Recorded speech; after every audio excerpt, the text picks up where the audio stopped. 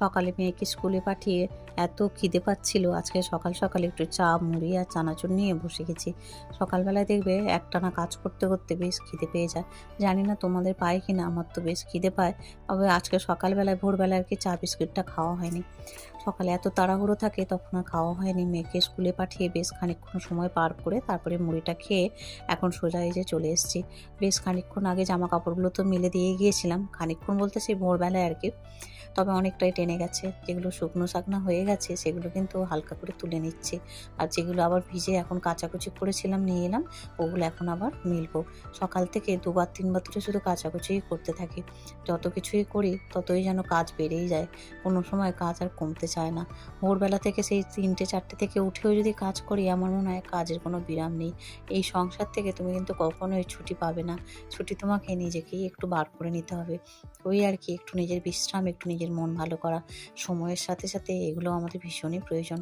তবে আগের দিন ধুনা দিয়েছিলাম, সেই ধুনার ওই ধুনুচিটা এখন কিন্তু ধুয়ে নেব বলেও নিয়ে গেলাম। আর আকাশে ভীষণ মেঘ করেছে, শুকনো জামা কাপড়গুলো ওই জন্য চটজলদি তুলেও নিলাম। উঠানটা আজকে আর লেপিনি, কদিন টানা বৃষ্টি হচ্ছে, ভিজে তো, ওই জন্য একটু শুকনো হওয়ার জন্য আর লেপিনি আর কি। জল দিয়ে লেপলে বেশ আরও ভিজে যায়। তবে নিচ থেকে আসার সময় বেশ কিছুটা গাঁদাল পাতা, ব্রাহ্মী শাক এগুলো তুলে এনেছিলাম উঠান থেকে। এসে এখন এই যে ছোলার ডালটা ভিজিয়ে রেখেছিলাম, বেশ ভালো ভিজেও গেছে। গাঁদাল পাতা এমনিতে মানে ঝোল করে দিলে মেয়ে খায়, তবে অনেক সময় আমার মেয়ে খেতে চায় না। তাই আর কি আজকে সুন্দর করে এই ছোলার ডাল দিয়ে বেটে নিচ্ছি। বেটে নিয়ে বড়া করব, মেয়েটা বেশ ভালোই খায়। তো সেই জন্য আর কি বড়া করে দিচ্ছি। তবে আজকে এই গাঁদাল পাতাটা সুন্দর করে বেটেছিলাম, মিক্সিটা থাকলে আরও ভালো করে বাটা যেত, কিন্তু মিক্সিটা তো খারাপ হয়ে গেছে 2-3 দিন হলো, কি 1 সপ্তাহ হলো, যার জন্য না হাতে বাটতে হচ্ছে, ভীষণ অসুবিধা হয়।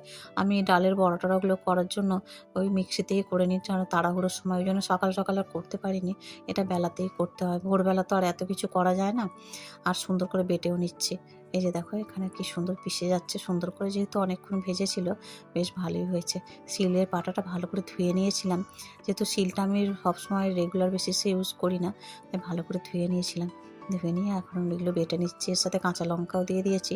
বেশ ভালো করে বেটে নিয়েছি, তবে খুব মিহি করে বাটিনি, কারণ একটু বেশ দানা দানা মুখে পড়লে আমার তো বেশ ভালোই লাগে। শিল ধোয়া জলটাও একেবারে মানে পরিষ্কার করে